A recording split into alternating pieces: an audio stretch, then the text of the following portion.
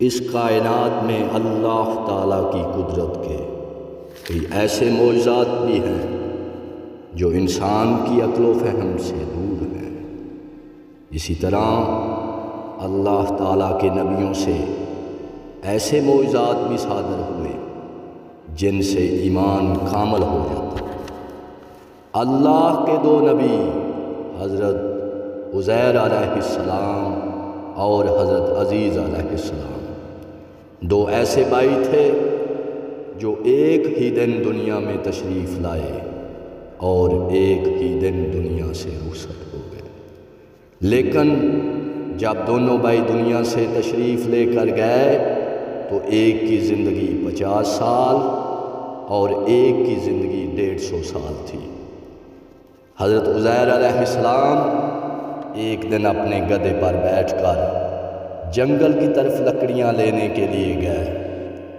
اس وقت آپ کی زندگی 30 سال تھی۔ راستے میں ایک نینوا شہر جس کو ایک ظالم بادشاہ نصر بخت نے تباہ و برباد کر دیا تھا، آپ جب اس کے پاس سے گزرے تو سوچا اور کہا کیا اللہ اس شہر کو دوبارہ آباد کرے گا؟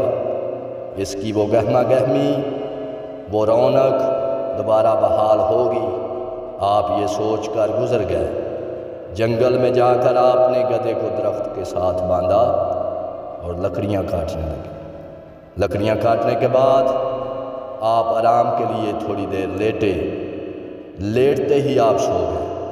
اللہ تعالیٰ نے آپ کے سوتے وقت آپ کی روح کو قبض کر لیا۔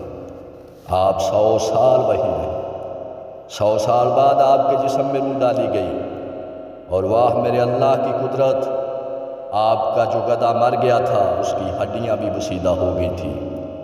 اللہ نے اس گدھے کو بھی زندہ کیا اور آپ کے کھانے کو جو گدھے کے ساتھ بندھا ہوا تھا اسے بھی دوبارہ تازہ کیا۔ جب آپ دوبارہ اس شہر کے پاس سے گزرے تو شہر آباد تھا، اس کی رونقیں بحال تھیں۔